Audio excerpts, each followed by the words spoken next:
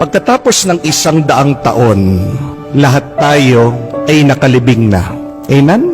Nakalibing na rin, sigurado, ang ating mga minamahal, ang ating mga kamag-anak, ang ating mga kaibigan, ang ating mga kakilala.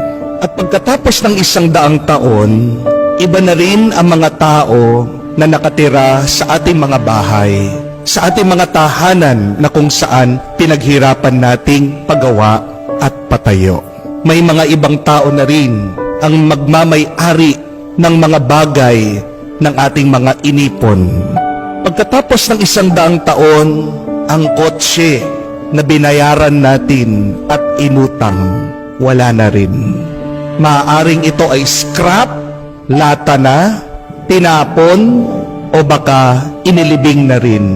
Pagkatapos ng 100 taon, yung ating trabaho na pinagpagod